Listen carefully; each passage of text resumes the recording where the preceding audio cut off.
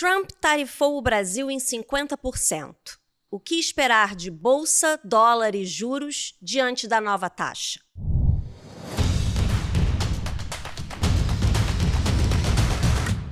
Olá, eu sou Júlia Vilchen, editora-chefe do Seu Dinheiro. Sejam todos muito bem-vindos, todas muito bem-vindas ao podcast Touros e Ursos, o podcast do Seu Dinheiro. Hoje a gente vai falar de um assunto que está bem quente, não poderia ser outro. A tarifação de 50% às importações brasileiras pelos Estados Unidos, anunciada na última semana pelo presidente norte-americano Donald Trump. Para discutir isso aqui, eu tenho ao meu lado, hoje novamente, a Monique Lima, repórter do Seu Dinheiro, substituindo aqui o Vini, que está de férias, né? Eu voltei de férias, ele saiu. Seja muito bem-vinda mais uma vez, Monique. Tudo bem? Muito obrigada, é um prazer estar aqui de novo, Júlia. Legal, obrigada aí pela sua presença. E para discutir aí esse tema, a gente também tem um fera aqui da casa que já falou bastante sobre isso, inclusive no Seu Dinheiro, que é o Matheus Spies, analista da Empíricos e também colunista do Seu Dinheiro. Seja muito bem-vindo mais uma vez ao programa, Matheus. Obrigado pelo convite, Júlia. Monique, privilégio estar aqui. Obrigada aí pela sua presença. Bem, vamos só dar uma contextualizada, né? Caso você tenha estado em órbita aí na última semana, provavelmente você ouviu falar, mas caso estivesse morando embaixo de uma pedra, como dizem os próprios americanos, no último dia 9 de julho, né, quarta-feira da semana passada, inclusive era feriado aqui na cidade de São Paulo, o presidente norte-americano Donald Trump anunciou a imposição de uma tarifa de 50% sobre as importações de produtos brasileiros para os Estados Unidos. Trump associou a taxação ao tratamento recebido pelo ex-presidente Jair Bolsonaro, seu aliado, pela justiça brasileira. Também mencionou o déficit comercial que os Estados Unidos de fato têm com vários países, mas, com o Brasil, os Estados Unidos têm superávit. Diante dessa notícia, bolsa, câmbio e juros reagiram negativamente por aqui e o governo se mobilizou para reagir a esse tarifaço. Então hoje a gente vai discutir aqui para onde vão os investimentos e como investir diante desse cenário, afinal, qual o impacto que essa tarifa pode ter aí sobre os ativos brasileiros. Matheus, eu queria começar perguntando sobre a Bolsa, né? Porque a gente tem visto aí a Bolsa brasileira se saindo bem nesse ano de 2025, mas essa notícia da tarifação caiu, de uma certa forma, como um balde de água fria aí sobre as ações brasileiras, sobre o Ibovespa, que acabou fechando a última semana em queda aí de 3,59%. Foi a maior queda semanal desde dezembro de 2022. Aí eu quero saber de você, afinal, é o fim do otimismo com as ações brasileiras para o restante desse ano? Qual que é a sua visão? Legal. A gente começa o ano muito pessimista e tem um primeiro semestre muito bom, né, na contramão do que todo mundo esperava. Então, talvez até pudéssemos verificar alguns investidores procurando algum motivo para realizar lucro, ajustar a posição, o que pode ajudar a explicar um pouco essa correção que temos observado. Se o otimismo acabou, eu acredito que não.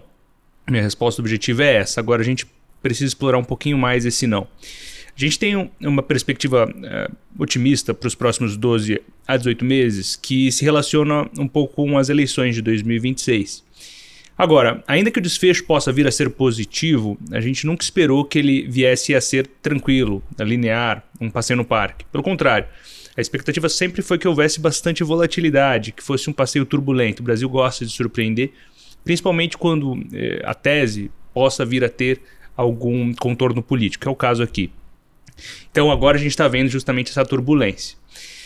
Ocorre que a gente nunca está preparado para esse tipo de coisa. Então quando está subindo e a gente fala que o desfecho pode ser positivo e a volatilidade aparece, todo mundo fala, tranquilo, sem problema, a gente sabe que vai ser volátil. Quando vem a notícia que gera volatilidade, todo mundo se assusta. E é o que está acontecendo agora. E de certa forma, existem dois aspectos para a gente observar aqui. Primeiro é a questão da tarifa em si, o impacto econômico dela e o quão profundo ele pode vir a ser. Na minha interpretação, é mais problemático se houver escalada. Hoje, o impacto econômico ele tende a ser limitado, ainda que importante, o impacto econômico ruim e importante, ele tende a ser limitado pelo fato de uma coisa que a gente sempre criticou do Brasil, que é um país fechado ainda. Então, o fato do Brasil ser um país fechado implica que as exportações acabam tendo um impacto não tão grande quanto em outros países, inclusive países pares entre os mercados emergentes. Em outras palavras, ainda que haja um impacto negativo, ele não deve ser tão profundo quanto todo mundo teme. Pelo menos, contanto que não haja escalada. Né? O que eu quero dizer com a escalada? Uma resposta recíproca do governo brasileiro que projete novas tarifas mais altas por parte dos Estados Unidos, o governo responde. Aquela cena que a gente viu em abril com a China, por exemplo. Sim. Isso é um aspecto. Então, enquanto não houver escalada, o impacto econômico sendo limitado, eu acredito que a gente possa contornar, até mesmo porque existe muita margem para negociação. A gente já viu o Trump fazer isso algumas vezes e o presidente americano tem esse perfil de jogar lá para cima e negociar alguma coisa no meio do caminho. O governo brasileiro tem um quadro técnico no interior do Itamaraty e no Ministério do Desenvolvimento, Indústria e Comércio que é de altíssima qualidade, que permite que, contanto que a equipe técnica se debruce sobre o tema sem politização, que é difícil porque tem contornos políticos, a gente pode até entrar nisso, a gente consegue avançar isso de maneira mais apropriada nesse sentido de impacto econômico e desdobramento para ativos de risco. Agora, o segundo ponto que eu queria indicar aqui é o eventual impacto para as eleições. E daí sim ficou um pouco mais turbulento, e é natural que seja, porque nunca acreditamos que fosse uma eleição tranquila também. Acontece que a gente vinha projetando e vinha ganhando contornos cada vez mais claros no mercado, por mais que fosse uma discussão muito antecipada, a expectativa de mudança do pêndulo político. Eu cheguei, inclusive, a conversar com a Monique recentemente sobre esse tema. De certa forma, ainda que a trajetória fosse ganhando cada vez mais corpo, ninguém pode negar que era um debate que foi muito antecipado. Antecipado pelo próprio mercado, que se frustrou no final do ano passado com o fracasso de apresentação de proposta do governo na questão fiscal. Antecipado pelo próprio governo, né? Vou lembrar que o governo Lula ele inaugura o ano com uma reunião ministerial falando das eleições, é a primeira coisa que ele fala. Então, ele também antecipava, e a posição é natural que queira antecipar esse debate para se manter como protagonista do debate público. Então, você tinha todos os eixos aqui relevantes para a gente, especificamente, antecipando o debate em si, né? Os empresários, enfim, todo mundo. Claro que o fato de ter antecipado muito gera incerteza adicional, né? Se fosse mais próximo, como usualmente né? A gente fala aí pelo menos 12 a 6 meses, a gente está há 15 meses já está falando disso. Né? A gente, se fosse mais próximo, estaria menos incerto, ainda que, claro, com a natural incerteza. Agora, a gente está falando de uma incerteza adicional pelo prazo.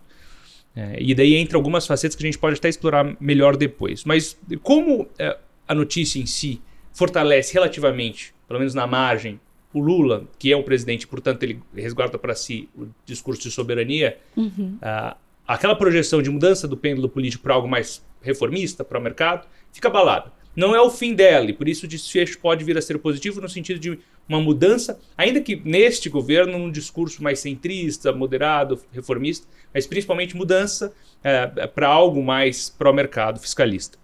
Ainda se mantém, mas é abalado. São sempre cenários de probabilidades associadas, e o cenário em que você tem essa mudança, ele foi maculado na margem, ou seja, a chance dele acontecer diminuiu. E, consequentemente, o valor esperado sobre os ativos, né, sempre, o valor esperado é sempre diferente. Como é um cenário muito binário, né, o valor esperado sofre um efeito. Então, é inegável que tenha tido, sim, um impacto sobre os ativos, um pessimismo de algo que vinha acontecendo. Se você olhasse os gestores ao longo das últimas semanas, ao longo dos últimos 2 meses, pelo menos, já havia um discurso mais pró-otimismo com as eleições, tanto locais como estrangeiros. Agora dá uma inclinada para baixo de novo. E a gente volta a ter alguma série de problemas em relação às expectativas fiscais, né? Que esse é o principal ponto. O pessoal quer politizar ou ideologizar o mercado em si, né? Claro que o mercado é composto por pessoas, mas o grande interesse aqui é a questão fiscal e a trajetória de endividamento brasileiro, que por sua vez se relaciona com a curva de juros, né? Esse é o ponto, né? Então, se você tem uma maior chance de um debate reformista, fiscalista para o mercado, melhor para essa perspectiva. Quanto menor é a chance desse contexto, pior para as pessoas. E é assim que a gente se insere, justamente porque a tarifa deu força relativa para o governo. Então você tem essas duas facetas, tanto de impacto econômico como a de impacto político. Isso significa que o mercado brasileiro vai ser ruim ao resto dos próximos meses? Não. Mas não vai ser um passeio do parque, como eu falei anteriormente. Beleza, mas assim, você acha que em relação a essa questão eleitoral, né, essa força que o Lula adquiriu e que também pode ter impactado, né, negativamente a própria direita, que está sendo associada, sim, até pelo próprio governo, sim, a essa questão da taxação. E você percebe uma visão mais de dúvida por parte dos investidores, por parte do mercado, ou mais de pessimismo em relação à possibilidade do próximo governo a gente ter uma mudança no pêndulo político? A dúvida traz consigo esse pessimismo, né? E isso é importante. Diferente dos outros países, o presidente Donald Trump adotou um discurso muito político com o brasileiro. Não era uma questão técnica comercial, porque o Brasil tem déficit com os Estados Unidos, déficit, sim, comercial. Não só isso. Se a gente observar, das 10 principais produtos que nós importamos dos Estados Unidos, 8 tem alíquota zero. Ou seja, existe pouco espaço técnico para você defender uma sobretarifação brasileira, principalmente nesse patamar. A gente está falando da maior tarifa que você tem anunciada, uhum, pelos Estados Unidos, maior do que outros países que ele estava batalhando muito anteriormente, vindo de um país que estava com a alíquota mínima antes. Então o delta é o mais assustador de todos, se a gente pegar o comparativo. Não se sustenta tecnicamente do ponto de vista comercial, econômico. De onde está vindo?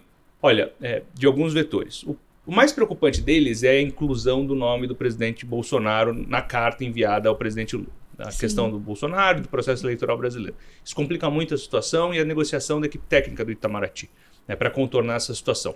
Eu não vejo o STF mudando a decisão dele, por exemplo, ou o Tribunal Eleitoral mudando a decisão de inelegibilidade do presidente Bolsonaro por conta de uma pressão do governo americano. Não, uhum, vejo isso acontecer. Pelo contrário, eu vejo alguns ministros do STF se comportando de maneira até mais vocal em seu julgamento por conta disso. Né, porque ele não pode tergiversar de uma decisão por conta de uma pressão externa. Isso é inédito, né, é uma tentativa de interferência e, de fato, tem uma questão de soberania.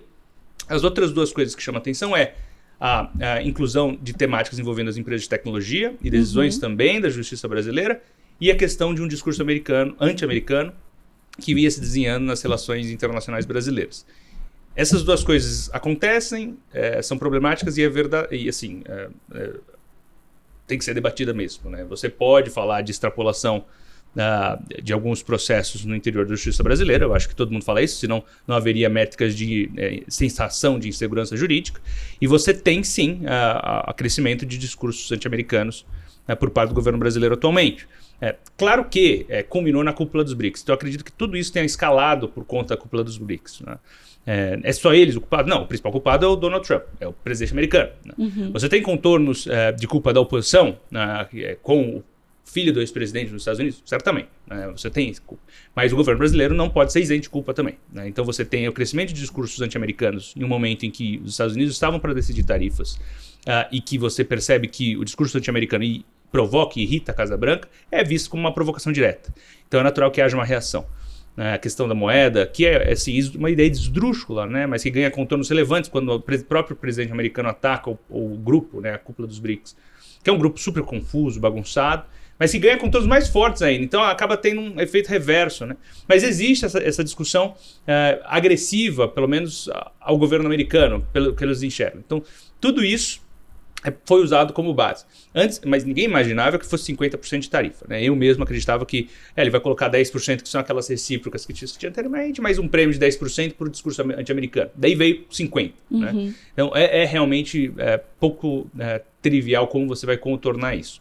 Dá para manter 50%? Não vejo ele mantendo 50%, eu vejo com espaço para negociação, para redução dessas tarifas, mas sem dúvida, o fato de você ter a personificação da oposição no interior dessa decisão, enfraquece relativamente a oposição para uma perspectiva eleitoral em 2026. É definitivo esse enfraquecimento? Não. Eu vejo um enfraquecimento de curto prazo e um fortalecimento de curto prazo do governo brasileiro. O Lula ele vinha perdendo popularidade nas métricas, né, de avaliação. E aí é uma questão interessante também. Ao longo das últimas semanas, a gente viu o presidente Lula se valer de um discurso mais agressivo, diferente do que ele vinha utilizando por conta da fraqueza relativa dele no interior do Congresso. É aquele discurso que nós chamamos de nós contra eles, da questão da taxação dos super ricos e etc. Não é que não seja debate válido, mas da maneira como vinha sendo, é pouco produtiva para o país e é nitidamente uma tentativa de mobilizar a própria base mais radical. O que eu quero dizer com isso? Talvez, em certa altura, quando o governo entendeu que havia algum resultado em mobilização, o discurso que se tratava de política doméstica na tratativa de mobilização da base confundiu um pouco o seu discurso internacional, no meio de uma cúpula internacional e também no meio da decisão do governo americano. a decisão do governo americano não pode ser vista isolada, porque ao longo dos últimos dias a Casa Branca vem anunciando tarifa para vários países. Sim. Chama muita atenção a tarifa brasileira, então você não tem como desvencilhar o fato de que você tem a oposição no interior dos Estados Unidos brigando, né, reclamando do Brasil, e você tem também o discurso anti-americano. Não tem como desvencilhar essas duas coisas, não vejo essas duas coisas separando. Então você tem que olhá-las juntas. Mas me chama, a proporção foi meio estranha, né? Mas qual é o grande ponto? Como se confundiu o discurso agressivo, né, com a questão internacional, você teve uma resposta agressiva da Casa Branca também. Não é impossível de contornar, porque, como eu falei, a Casa Branca sempre recua, mas relativamente no curto prazo dá força e é marginal, tá? Mas dá força para o presidente Lula em termos de algumas avaliações. Provavelmente ao longo das próximas semanas a gente vai ver pesquisas de aprovação mostrando, ou das duas uma estabilização, né, da popularidade que ele vinha perdendo ao longo, né, dos últimos meses. Note, a gente termina o ano passado e começa esse ano com grande perda de popularidade por parte do governo. Sim. A gente vê uma estabilização, daí vem a questão do INSS, as perdas, as derrotas no interior do Congresso, volta a ter perda de popularidade e agora ele pode se defrontar com duas coisas, né? Ou uma estabilização da perda de popularidade, até um ganho marginal. Eu não acredito que esse teto seja alto em termos de ganho de popularidade, mas ele existe, sem dúvida. E é algo que a gente vai ter que acompanhar. Agora, a gente deve ter esse ganho relativo. Por que eu digo que é no curto prazo? Por alguns motivos. O primeiro deles é que estamos a 15 meses da eleição. Então o tempo acabou beneficiando o fato da eleição. Nessa perspectiva de mudança do pêndulo político. E isso deve diluir ao longo do tempo, né? Assim, historicamente, eleições brasileiras não têm uma relação com o contexto estrangeiro, né? Muita gente eu vi fazendo comparação com o Canadá, Austrália, né, e outros países em que o presidente americano quis dar pitaco e no final a posição mais alinhada com ele perdeu, né? Isso aconteceu mesmo. Então existe sim um histórico no qual, aonde o presidente americano coloca o dedo, ele tende a fazer o pêndulo político ir para a oposição a ele, né? Não alinhado a ele. Mas o caso canadense e o caso australiano são muito específicos, né? O caso canadense, você tinha uma agressão muito mais forte, né? No sentido de soberania, que é a anexação de território. Você está falando do vizinho dos Estados Unidos, um parceiro histórico americano. Você tinha rompimentos de acordos, né? Que um deles, que o próprio Donald Trump revisou em seu primeiro mandato. E assim, é um país anglófono, né? Então você está falando de muita proximidade, a população é menor e o nível educacional da população é maior. Então ele tem mais contato com esse tipo de debate, tem uma maior absorção na população, não só pela língua, mas também pelo nível educacional da população, né? Compreensão do debate em si. Por exemplo, é difícil você falar que 100% da população vai saber entender quais são as consequências de uma tarifa no Brasil, né? A população brasileira, a totalidade dela não vai compreender isso, porque tem níveis educacionais menores. No Canadá, onde o nível educacional é maior, ao contrário, pode ser verdadeiro, né? Ele tem uma absorção maior desse tipo de informação e dificulta mais porque você teve provocações ainda mais agressivas e inglês, né? Então tudo isso combinado fez com que houvesse essa manutenção dos liberais no poder, quando todo mundo acreditava que os conservadores fossem levar, e o mesmo serve para a Austrália, né? Então são casos bem específicos, mas que servem de exemplo para falar assim, onde o Trump tenta colocar o dedo dele na eleição, você vê uma situação em que o candidato não tão aliado a ele ganha. Teve alguns outros exemplos em que não necessariamente a oposição ao governo Trump ganhou, mas que não foi a direita mais extrema, foi algo como centro-direita, né? O caso alemão, entre outros, né? E tudo isso para dizer o seguinte, você tem sim algum histórico para mostrar que esse tipo de iniciativa, o movimento americano, poderia resultar em uma manutenção do governo vigente, né? do incumbente. Ao contrário do que a gente vinha acreditando. Que é uma troca do incumbente, uma rejeição ao incumbente, como a gente viu nas eleições de 2024, como a gente estava vendo em 2023 também, 2025, aliás, estou voltando no tempo, 2025 também, e como a gente deveria ver ao longo dos 18 meses em várias eleições que teremos na América do Sul, inclusive a brasileira. Então, quando você macula um pouco isso, você dá força no relativo. Mas isso é no curto prazo, então você tem tempo até essa informação diluir e ela tem menor absorção frente a esses outros exemplos, como eu mencionei anteriormente, porque não é um assunto que chega a todo mundo, todo eleitorado brasileiro, e não historicamente, como eu falei, o eleitorado brasileiro não deixa de ser influenciado por assuntos externos, como em outros países podem ser mais sensíveis. Então, isso é um assunto de curto prazo. O segundo motivo, que tende a ser um motivo de curto prazo, se perdurar, se o governo brasileiro tem motivo para entrar em um acordo. Porque se porventura ele escalar e a consequência econômica se tornar maior, que é aquele assunto que eu tinha falado anteriormente, no primeiro ponto, se porventura isso escalar, daí o impacto é maior na economia. E aonde a gente vai sentir mais? Não só na atividade, tá? Estou falando aqui no câmbio. Sim. A gente vai sentir no câmbio e que, como consequência, como uma economia importadora de bens de consumo, a gente vai ver inflação subindo de novo, se mostrando mais resiliente, dando mais dificuldade para a taxa de juros cair. A gente esperava que a taxa de juros fosse cair, por exemplo, no final do ano, ou no início do ano que vem. Então isso muda o jogo, né? Se você vê a reaceleração da inflação. Ou seja, o governo tem motivos para entrar em um acordo e não escalar a situação e perder o câmbio. Aproveitando que você entrou nesse gancho da economia, era até a minha próxima pergunta, né? Porque você até tinha comentado ali da curva de juros, a gente viu esse movimento nas ações, mas também teve um movimento muito forte ali na curva de juros, que estava caindo, né, ali nas pontas mais longas e médias, e voltou a subir bastante. E também se colocou bastante em dúvida sobre o que seria o próximo passo do Copom. Porque o mercado já estava antevendo possibilidade de corte no final desse ano, e a possibilidade dessas tarifas, impacto na inflação, impacto no câmbio, levantou dúvidas sobre esse possível corte que ficaria para o ano que vem. Sim. Então eu queria entender um pouquinho sobre essa questão da economia que você começou a mencionar, né? Se você vê espaço para o Copom começar esses cortes esse ano, ou se ficaria para o próximo ano mesmo, e o impacto na curva de juros. Se ela deve voltar a fechar mais um pouquinho ou deve continuar nesse movimento de abertura por mais tempo aí. Legal. Isso depende invariavelmente do que vai acontecer no dia 1º de agosto. Né? Se as tarifas forem colocadas em prática mesmo, daí a gente pode ter desdobramentos drásticos para a economia americana, para a economia global, para a inflação americana e, por consequência, para a política monetária americana.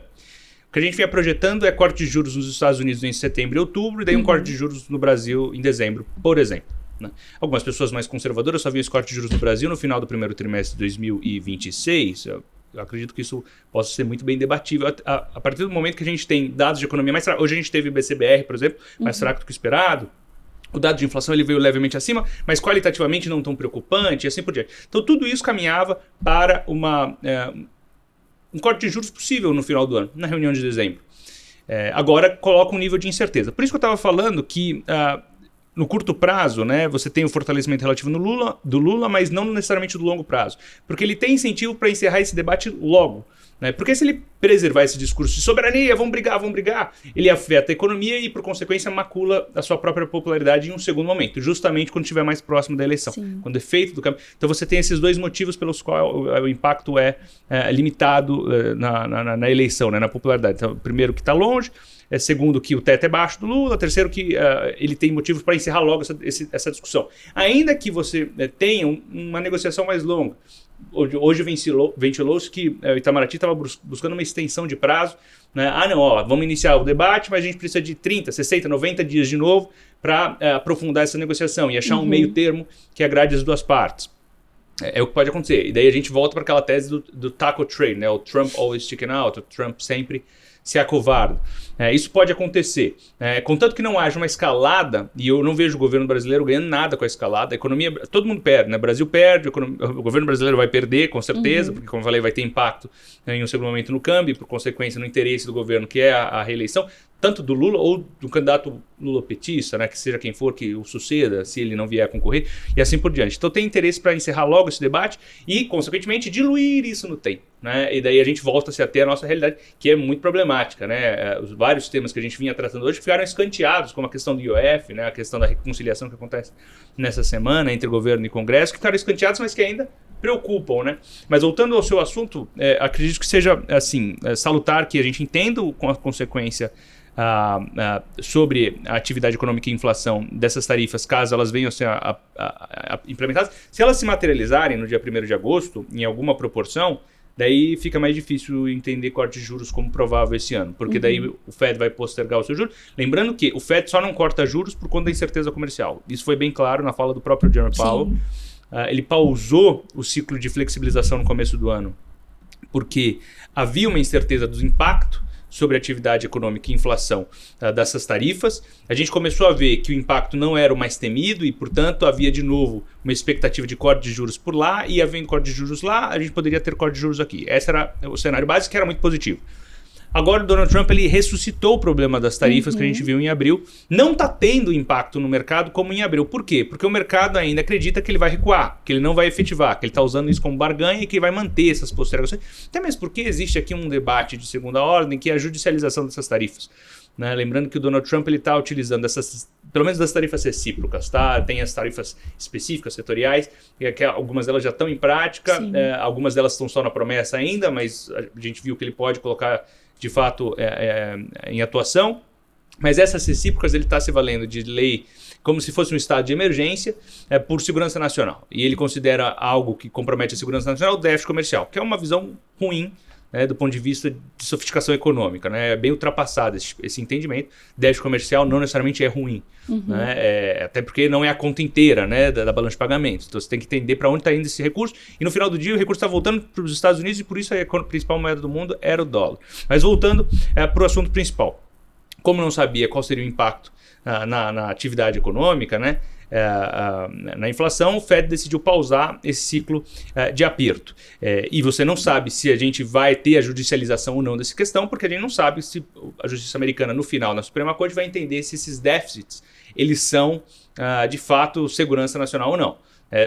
O correto seria que eles entendessem que não, e portanto essas tarifas não são válidas. Mas como hoje não existe entendimento, teve um entendimento de um tribunal comercial dos Estados Unidos, mas isso era vítima de várias... do governo recorrer. Né? Então a gente ainda está tendo essa discussão. Então, enquanto essa discussão não se acerta, vamos considerar que é factível que ele faça isso. Mas ele vai utilizar isso mais como retórica de negociação para ter esses acordos formalizados do que qualquer outra coisa. Isso adiciona nível de incerteza. Quando a gente começou a ver que o impacto não era tão ruim, principalmente porque essas tarifas recíprocas não foram colocadas em prática ainda, a gente voltou a ter incerteza se elas vão colocar ou não. E eu, infelizmente, não sei o que passa na cabeça do presidente americano, se ele vai efetivar. Confesso que, pelo histórico dele, ele vai recuar de novo, ele vai postergar. Algum ou outro país ele vai colocar em prática para mostrar que ele está falando sério. E daí ele posterga com outros, quando tiver iniciado negociação específica. Por exemplo, ele faz isso com muita gente, né? Então ele pode efetivar de um outro país que não o Brasil, porque o Brasil ele já usou de exemplo para outra coisa. Ele pode ter mostrado, por exemplo, a gente viu avanços, ao que tudo indica, na negociação com a China e com a Índia, né? No contrapé do Brasil, né? Achou que estava alinhado com eles aqui na cúpula dos BRICS. O que pode estar acontecendo? Usou o Brasil de bode expiatório para a questão de discurso anti-americano.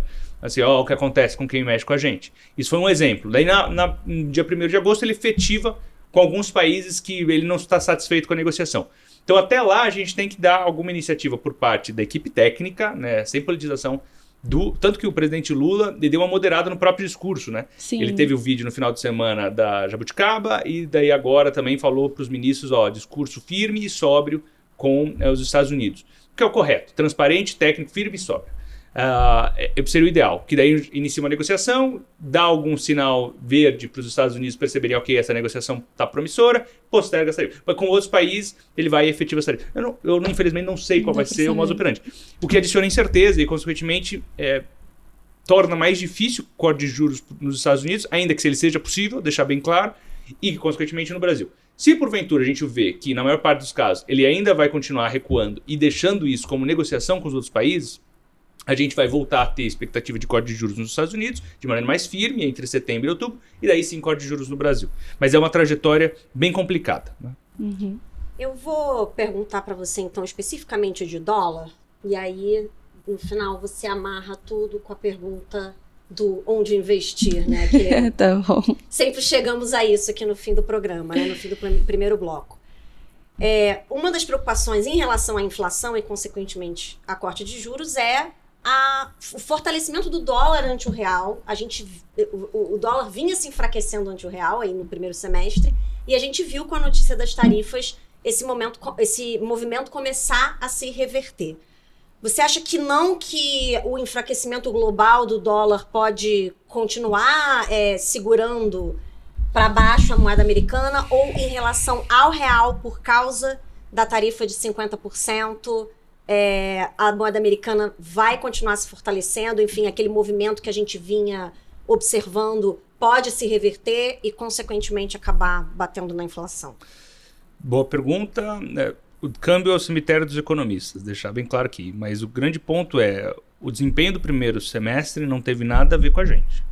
Foi predominantemente culpa do enfraquecimento relativo do dólar e da rotação internacional de recursos. Regional e nível internacional, né? Não vai tanto mais para os Estados Unidos, não é que não vá mais, não é que todo mundo está vendendo os Estados Unidos necessariamente, é que não estão comprando tanto quanto antes. Isso é bom fazer essa diferenciação. Havia até uma expectativa de que pudesse ver essa tese de Sell America, né? Venda América, ou abusa, né? Anything but US. Não foi o caso, né? A gente está vendo ainda o mercado americano voltando às máximas, ainda que bastante concentrado em tecnologia. E mesmo, né, aquele estouro e volatilidade nos yields, ainda que ele se mantenha por conta dessa incerteza fiscal e comercial, de política econômica nos Estados Unidos, não está tão estressante quanto em abril. Tudo isso para dizer o seguinte: você não tem uma venda completa dos Estados Unidos, o pessoal não vai abandonar, o dólar não vai deixar de ser a principal moeda do mundo, mas relativamente ao que a gente vinha observando ao longo dos últimos anos, existe uma fraqueza relativa. E isso, claro, ajudou a explicar a alta na Europa, a alta de outros mercados como na Ásia, na China, principalmente depois daquele dia específico do DeepSeek Day, tese de tecnologia chinesa, e entre os emergentes, o Brasil também, que apanhou que nem condenado no final do ano passado, estava atrativo do ponto de vista de valuation, posicionamento técnico, tinha uma história a ser contada tanto de final do ciclo de aperto monetário e de política econômica nas eleições do ano que vem. Então tudo isso somado ajudou o Brasil. Então há uma predominância de contexto estrangeiro que dominou tanto a valorização dos ativos locais, bem como o real e, portanto, a desvalorização do dólar contra o real no primeiro semestre. Agora, se a gente observar que ao longo dos próximos anos a política econômica dos Estados Unidos não muda, o enfraquecimento relativo do dólar deveria se manter em nível global pelo DXY, pelo Dollar Index. Existe uma certa limitação de o quanto pode cair contra o real por conta das incertezas domésticas. O fiscal está uma bagunça ainda, por mais que o governo faça um monte de maquiagem ali no interior do orçamento para parecer que não, ou não fale 100% da verdade em relação à trajetória. Nem todos os membros do governo falam, né? A Simone Tebet, que é a ministra do Orçamento e Planejamento, é bem honesta em falar assim, olha, é insustentável do jeito que está, vai ter que rever tudo em 2027, depois das eleições, portanto, o governo não sabe disso, por isso empurra com a barriga a toda e qualquer oportunidade. Então, assim, a gente tem várias questões domésticas, né? Agora, essa questão do ponto de vista internacional também afetando, que pode prejudicar o real no relativo. Internacionalmente, eu ainda vejo o dólar caindo. O pessoal da Gavco falou isso, eu achei interessante, né? Historicamente, você vê o longo prazo ser mais incerto que o curto prazo. O Donald Trump ele inverteu isso. Os Estados Unidos continuarão sendo os Estados Unidos a longo prazo, mas no curto prazo vai ficar essa bagunça. Então, durante seus próximos 3 anos e meio de mandato, a gente vai ter bastante certeza que pode fragilizar relativamente o dólar. Isso significa que vai continuar perdendo espaço contra o real? Tem espaço para que sim, com alguns spikes de volatilidade, como a gente viu mais recentemente, por conta de questões domésticas, relacionadas com fiscal e política, bem como questões internacionais voltadas para essa briga comercial que a gente criou agora junto dos Estados Unidos. É um pouco disso que eu estou vendo, tá? Dólar se enfraquecendo continuamente ao longo dos próximos anos. Em algumas janelas específicas é natural que haja algum momento de compra de dólar no mundo, porque você tem posicionamento técnico, tem fluxo, etc. Mas estruturalmente eu continuo vendo isso, enfraquecimento relativo do dólar ao longo dos próximos anos, por conta dessas questões de incerteza e de falta de credibilidade, né, que os Estados Unidos têm passado com seus principais aliados históricos, mas contra o real, você pode ter esse movimento sendo reproduzido, levando o dólar eventualmente até para 5,20 de novo, por que não? Mas com esses pequenos spikes se podem prejudicar essa trajetória. Agora, se você tiver um rally eleitoral no ano que vem para algo mais pró-mercado, aí você de fato ganha muita convicção no real e ele volta para algo mais próximo de si. Mas daí precisa da questão eleitoral muito mais definitiva, que a gente não vai ter até os 45 do segundo tempo, né? Então vai demorar para maturar um pouco dessa visão. Ou seja, a gente pode caminhar sim com o dólar, mas com esses spikes específicos de volatilidade que vão trazer eventualmente uma desvalorização do real relativamente ao dólar. Tá. Bom, fechando essa ideia, então, pensando nesse cenário que a gente está tendo aqui no curto prazo, bastante turbulento, mas tentando dar uma olhadinha um pouquinho mais para frente, né? Você mencionou que bolsa ainda tem um viés positivo, o real ainda tem um viés positivo. Então, pegando essas ideias, onde seria interessante o investidor colocar o dinheiro dele agora, mas pensando que esse curto prazo ali na frente vai dar em alguma coisa, sabe? Olha, a gente continua comprado em Brasil. É claro que o tamanho da posição varia em função do investidor. O perfil mais conservador vai ter menos, o perfil mais arrojado vai ter mais. Mas não é só isso que a gente compra no Brasil, né? No Brasil a gente pode se dar o luxo de ter bastante caixa, porque rende 2 dígitos. Então a gente pode aproveitar para ter esse caixa não só para render 2 dígitos, para ter um bom colchão de liquidez, mas também para eventuais correções que vão acontecer ao longo dos próximos meses, sem dúvida nenhuma, porque é um país volátil, um país emergente, e estamos no meio de um processo que está ganhando contornos cada vez mais eleitorais. Usar esse caixa para eventualmente comprar oportunidades que fiquem muito baratas em alguns episódios que aconteçam. Então você tem o caixa rendendo 2 dígitos e, claro, não posso deixar de falar, além da bolsa, juro real longo, que está muito gordo no Brasil e historicamente é um bom momento de compra porque é 7,5 insustentável, então a discussão fiscal em 2027 se impõe, né, de modo que esse juro tenha que voltar para alguma coisa mais salutar e não esse patamar esdrúxulo que ficou de juro longo de mais de 7%, que não se sustenta. Aliás, você pode debater que juro de mais de 5,5% real não se sustenta no Brasil. Ele precisa voltar para baixo de 5% para você criar alguma lógica mais sustentável. Mas para isso você precisa de algum compromisso fiscal. Vamos lembrar que a gente só conseguiu ver juros mais baixos no Brasil com o teto de gastos, que era uma decisão super radical, né, que foi até criada de maneira temporária para ancorar de novas expectativas. E com o Ilan Goldfarb a gente chegou a Selic para 6,5% e depois, antes da pandemia, ela foi para baixo de 5%. Daí com a pandemia foi para 2%, mas foi artificialmente para 2%, criou uma bolha ali de IPOs. Foi tão estranha que até esterilizou o mercado para IPOs nos próximos anos, processo de aperto monetário na segunda metade de 21, e daí o mercado realmente entra num processo de correção da indústria financeira propriamente dita.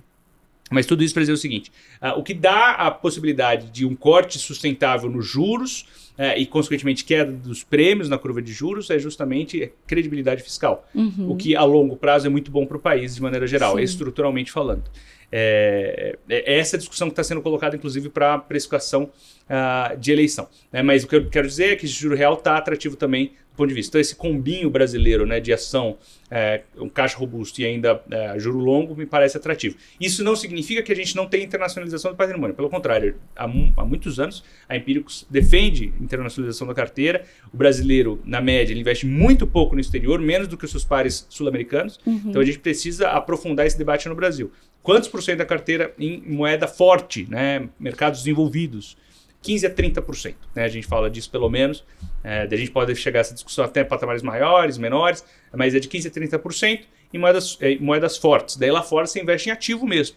Investe nos Estados Unidos, mas investe em Europa também, que está atrativa, como eu falei anteriormente, no relativo. Porque não é o fim dos Estados Unidos, mas existe ainda essa fragilização do dólar no mundo, que costuma ser boa para outras economias. Né?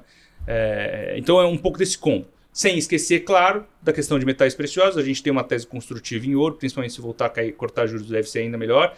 Os bancos centrais, por conta dessa questão geopolítica, vão continuar comprando ouro. Então, é uma tese estrutural que a gente tem na carteira. Tem um pedaço em metais preciosos, ouro notadamente. E teses temáticas, você pode ali colocar até cripto, né, um pedacinho da carteira bem pequeno. Né? Esse aqui é bem mais arriscado, mais volátil e principalmente varia muito em função do perfil do investidor. E é importante que o perfil esteja alinhado com essa carteira. Então, tem que fazer um planejamento antes de investir qualquer coisa. Mas existe também em moeda forte essas teses temáticas, né, ou até teses de cripto, né, em teses mais alternativos líquidos, me parece atrativo. Então essa combinação de vetores para ter a proteção caso dê errado, né, a tese principal do Brasil, e claro, caso dê certo a tese principal do Brasil, você conseguir multiplicar esse capital muitas vezes, né, num ciclo longo que a gente pode, porventura, ter num ajuste de política econômica com resultado, a depender do resultado da eleição do ano que vem. Tá. Legal. E juro longo, o que vocês gostam? Tesouro IPCA mais? Pode ser. 35 para cima. Tá, então, Ações Brasil, o combo renda fixa ali é Selic e Tesouro IPCA+. E você falou do exterior, mas o exterior então seria S&P 500 ou seriam títulos americanos? O que vocês veem para essa alocação no exterior? No começo do ano, quando a gente começou a ver o processo de queda do mercado americano, veio um estrategista do Bank of America e falou da tese do Big substituindo o AIAI. O AIAI era all in on artificial intelligence. Todo mundo investia só nisso nos últimos 2 anos, fortaleceu o dólar pra caramba, jogou a bolsa nas máximas, criou empresas trilionárias aos montes, né, de tecnologia de ponta. Isso muda um pouco, volta a ganhar força agora mais recentemente, deixar bem claro porque voltou a ganhar tração a questão do AI, mas você viu um movimento que ele chamava de BIG, né? Bond International and Gold.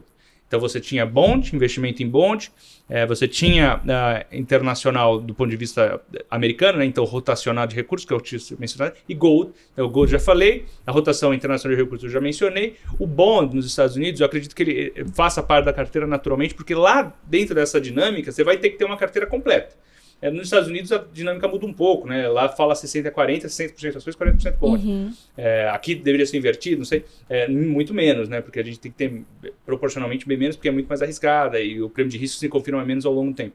Mas ainda assim, eu acredito que você precisa contemplar uma carteira diversificada, né? Não dá para sofisticar. É claro que os principais focos serão em equity, porque eu ainda acredito nisso. Se você observar bem, os nomes de tecnologia voltaram e ajudaram a Bolsa Americana a voltar. Mas tem muito nome que ainda não voltou da queda de abril. Então tem muito nome no interior do S&P que ainda precisaria andar. Mas eu não apostaria contra tech, que eu acredito que eles vão continuar sendo o principal nome, a correção de valuation, né? Vamos ver a temporada de resultado agora, né? Caso supere as expectativas, vai dar mais tração para esse segundo semestre para esses nomes. Então gosto também dessa combinação de tech, mas não fico só nos Estados Unidos, né? A gente tem Europa. Tem uma tese um pouco mais polêmica que a gente tem recomendada, que é a tese de defesa, né? Porque o mundo está passando por uma corrida armamentista, então as teses de defesa devem ganhar espaço, tem ganhado espaço, é uma tese vencedora no ano. É claro que ela é polêmica, nem todo mundo aceita elas na carteira, mas eu tenho que falar aqui que também é uma alternativa para quem busca investimentos mais temáticos, né? Não só isso, né? Entre os temáticos a gente pode falar de várias outras coisas, mas investimentos temáticos são mais sensíveis, né? Então eles precisam ser destinados a um público bem mais agressivo, arrojado, que procura justamente diversificar em investimentos que possam trazer retorno muito mais exponencial, mas estão topando uma volatilidade mais elevada. Temático pode ser considerado defesa? Pode ser sim, sem problema, mas teria também, por exemplo, urânio, né? A questão de energia nuclear que está bombando também no mundo de novo, entrando nessa carteira, entre outros, cibersegurança, enfim, outras coisas temáticas que fazem uma composição ali de até 5% da carteira, por exemplo, 1% em cada, 5 teses, 1% em cada, então um exemplo, né? Claro que vai variar muito. Então você tem essas diversificações que você pode fazer, mas eu teria, sem dúvida, equity americano, continuaria tendo, sabendo que correções fazem parte do processo, mas eu não vejo a longo prazo, né? Como eu falei, você vai ter bagunça nos Estados Unidos 3 anos e meio, depois volta aos Estados Unidos de sempre, né? Espero eu, né? Que é mais previsível, menos volátil, uma tomada de decisão menos errática e menos centrada em uma só pessoa, né? É um negócio mais institucionalizado, como sempre foi, né? O checks and balances da economia americana. Sim. Legal. Bom, acho que já deu para a gente ter um panorama bastante robusto aqui da situação atual, muito risco aí em frente, mas como não temos bola de cristal, a gente pode passar aqui para o segundo bloco do nosso podcast Touros e Ursos. Antes disso, queria pedir a quem está nos assistindo para deixar seu like, compartilhar esse programa com quem você acha que pode aproveitar essas informações, seguir a gente, se inscrever no nosso canal no YouTube, seguir a gente nas plataformas de áudio, como, por exemplo, o Spotify, onde nós estamos presentes, e ativar o sininho lá do YouTube para receber as notificações de novos programas. Bom, vou passar agora para o bloco do Touros e Ursos, né? Os touros, aqueles que estão em alta, né? Nos negócios, as empresas, os ativos, as personalidades que têm estado aí em alta, e os ursos, quem não tem mandado muito bem nos mercados e na vida ultimamente. E aí a gente recolhe aqui, né, os eleitos aí de cada um. A gente sempre, tradicionalmente, começa pelos ursos, né, e eu queria hoje começar por você, Monique. Qual vai ser o seu urso da semana? Tá certo. Bom, o meu urso dessa semana é a Embraer, porque na semana passada ela foi bastante penalizada com a história das tarifas de 50%, né? Ela estava vindo numa toada muito positiva nos últimos meses.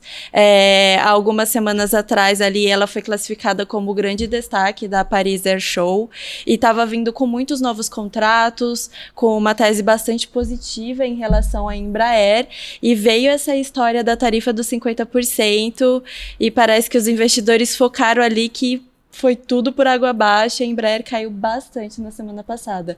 Então, considerando o cenário que a Embraer estava e tudo que aconteceu na semana passada, eu acho que a Embraer foi um grande urso aí na semana passada para quem tinha ações da Embraer. A Embraer, que vinha sendo um grande touro, né, no mercado já de longo prazo, foi touro aqui algumas vezes. Exato. Foi vista como a empresa que pode ser mais prejudicada, né, com essa tarifação aí do Trump. e acabou sofrendo aí na Bolsa.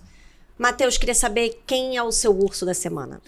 Olha, o meu urso da semana, eu vou colocar um nome específico, mas é basicamente um pouco do que a gente colocou. Eu escolhi o Tarcísio. Não porque ele tenha perdido a chance de eventualmente ser um candidato presidenciável, mas assim, como ele era talvez a principal expressão de uma mudança de pêndulo político para o mais reformista, para o mercado, sem dúvida os abalos dos últimos dias prejudicaram um pouco ele, né? A coluna do painel da Folha colocou ele como derrotado da semana e o Lula como vencedor da semana, né? Então está um pouco nessa linha. Não significa que eu acredito que ele tenha perdido, pelo contrário, né? Eu acredito que a tese do pêndulo político esteja de pé. Se materializa, claro, o nome dele, mas pode ser qualquer nome. A oposição tem bons nomes de governadores ao redor do país, enfim. Mas ainda assim, todos eles tiveram uma atuação de curto prazo, assim, logo depois que não agradou tanto, depois eles tentaram fazer um contorno, mas parece que há um racha no interior da oposição, né? Eu tenho falado que talvez o principal desafio para uma tese de virada do pêndulo político, né, para algo mais reformista no ano que vem seja a própria oposição, né, a própria direita brasileira, que está fragmentada, tentando compreender um pouco os espólios do Bolsonaro, que está inelegível, não será candidato no ano que vem, e daí fica nessa divisão, né, de uma ala mais radical e uma ala mais moderada no interior deles, né? Daí a ala mais radical representada principalmente pelo filho do presidente que está nos Estados Unidos e que está sendo responsabilizado, inclusive, pela essa questão envolvendo as tarifas, né? Ele, na verdade, não sou eu que estou falando, ele falou, né, que é culpa dele, e gera ruído, né, porque isso não é popular, né? Você está meio colocando o país em segundo lugar e o seu pai em primeiro, né? Então pega um pouco mal, ainda que ele fale que seja em função de anistia, não sei o que, não vai colar, né? Não cola no interior do Congresso também. Então prejudica um pouco a própria direita brasileira, essa tese reformista, essa tese fiscalista, essa tese pró-mercado que vinha ganhando contornos cada vez mais relevantes no interior do mercado brasileiro propriamente e do mercado internacional, né? A gente teve exemplos de grandes, a Gaveco e a Spectra citaram nominalmente o Tarcísio de Freitas em cartas recentemente, e logo depois veio essa bomba, né?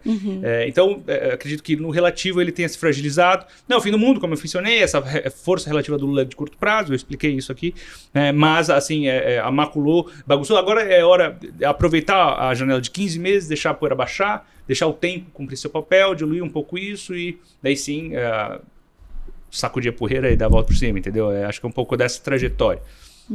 Não tem muitos espaços para erros nesse momento, Não tem. Cada vez menos, né? Tá certo. Bom, vou fechar aqui com o meu urso da semana, ainda para manter aí no tema do impacto das tarifas. Eu vou escolher aí as ações que são mais sensíveis a juros, né? Como a gente viu, uma abertura da curva de juros, aí os juros para cima na última semana, por causa desse anúncio aí da tarifa de 50%. A gente viu nomes aí de ações do varejo, de educação, mesmo construtoras, enfim, os nomes aí mais sensíveis a juros na Bolsa Brasileira sendo impactados negativamente nos últimos dias. São os primeiros nomes a sentir, né, no mercado quando a gente tem aí uma notícia dessa magnitude, né? Meu urso da semana vai ser esse conjunto aí de ações. Vamos passar então para os touros, né? Terminar aqui falando de coisa boa. Foi difícil caçar touros essa semana, mas vamos finalizar aqui com quem se salvou entre os mortos e feridos. E eu vou querer começar dessa vez por você, Matheus. Quem que é o seu touro aí da semana? O governo brasileiro. Se safou de o governo brasileiro que estava cambaleando. Todo mundo falava que já tinha acabado, era só uma questão de tempo. Como o Edbar Baixa falou, né, recentemente em entrevista, mostrou que ele está vivo, né, ressuscitou. As tarifas do Trump miraram uma coisa, acertaram em outra, ressuscitou o governo. Toda vez que ele voltar a falar disso, vai dar mais força no relativo. É claro que tem um limite, como eu falei, mas assim, acabou se safando. Né? É um governo que vinha de mal a pior, tudo bagunçado, não tinha um plano, não tinha um projeto, não tinha uma só bandeira, só derrota, a menor taxa de aprovação de medida provisória, sem qualquer previsibilidade fiscal, frustrou todas as expectativas que podia gerar de positivo. E não era nem uma questão de economia, propriamente dito, né? Porque a foto da economia não é um desastre. O filme pode vir a ser desastroso aos modos do que foi na era Dilma. Mas como a foto ainda... Então, assim, você nem tinha se materializado a problemática sobre o índice de miséria, né, que é o somatório de desemprego e inflação. Nem tinha isso acontecido, né? Você tinha outros vetores infligindo o governo, porque na verdade é um governo que sempre foi de minoria no interior, na prática era um governo de minoria, que tinha sido eleito com uma margem muito estreita, com o centro que foi sendo perdido, né? O centro que perdeu. A gente costuma dizer, ficou um pouco clichê e batida essa fala, mas é a mais pura verdade, né? Não é o Lula que ganhou, foi o Bolsonaro que perdeu, e isso vinha se materializando. Então qualquer outro nome que viesse a concorrer com ele, caso ele fosse de fato candidato, tinha mais chance de ganhar, caso apresentasse um discurso mais moderado e que conseguisse unir, né, uma coisa mais coerente frente ao que está sendo apresentado aqui agora. E daí você ressuscita, né, a tese de um governo e dá razão ainda para um discurso que ele vinha apresentando. Então acabou se driblando, né? Cruzaram duas bolas para a área e o Lula matou no peito e fez o gol aí, né? Mas como eu falei, esse resultado é de curto prazo. Não deve ter um efeito tão grande quanto as pessoas esperam hoje, né? Todo mundo está esperando um efeito grande. Não vejo um efeito grande disso. É um efeito limitado, positivo, mas limitado e de curto prazo. Agora, se ele vai conseguir capitalizar isso ao longo dos próximos meses e recuperar o centro que ele perdeu, é outra história e que eu francamente acredito que não. Eu não vejo o governo mudando a trajetória. Mas hoje é a foto que a gente tem. Beleza. Certíssimo. E você, Monique? Seu touro da semana? Bom, como você falou, foi difícil ali procurar touros nessa semana. Mas tinha um bem óbvio. Que foi justamente o Bitcoin. A criptomoeda renovou recordes na semana passada, está negociando acima de $120 mil nessa segunda-feira. E assim, não teve muita coisa a ver ali com o que o Trump está fazendo, né? Essa semana tem uma semana de cripto, de questões regulamentares, questões ali envolvendo o Congresso dos Estados Unidos. Eles vão discutir temas sobre as stablecoins, regulatórios sobre isso. Eles também vão discutir algumas propostas de audiência sobre tributação de criptomoedas e coisas que estavam pendentes há algum tempo, que faziam parte do discurso do Trump quando ele estava ali no período eleitoral, mas que ainda não tinham se materializado muito, e voltou à tona nessa semana, né? Então, o mercado cripto está bastante otimista, e navegando aí nesse otimismo, o Bitcoin está subindo e outras criptomoedas também. Então, eu acho que o Bitcoin é o touro da semana passada, mas possivelmente deve se carregar como o touro dessa semana aí também. Beleza. Meu touro, deixei aqui pra gente falar juntas, porque tem tudo a ver com isso, né? Eu escolhi o Melius, que agora se tornou uma Bitcoin Treasury Company, uma empresa que investe o seu caixa em Bitcoin. Essa é a estratégia da empresa agora. E com tantas ações caindo na semana passada, as ações do Melius subiram aí mais ou menos uns 6% na bolsa, beneficiadas aí pela valorização do Bitcoin e também pela notícia, né, de que tá chegando aí, dentro de 4 semanas, deve listar as suas ações nos Estados Unidos. O Melius quer acessar mais esse mercado internacional, né? Quer aumentar a visibilidade das suas ações, enfim, fechar mais negócios no exterior. Então, deu esse prazo aí de 4 semanas para finalmente listar suas ações lá fora. Tá numa toada boa e a empresa já chegou aí entre as 40 companhias que detêm mais bitcoins no mundo, né? E por causa disso, então, aí pegando a carona nesse touro óbvio da semana que foi o Bitcoin, sim, eu escolhi o Melius para fechar aqui o nosso programa com o grande touro da semana passada.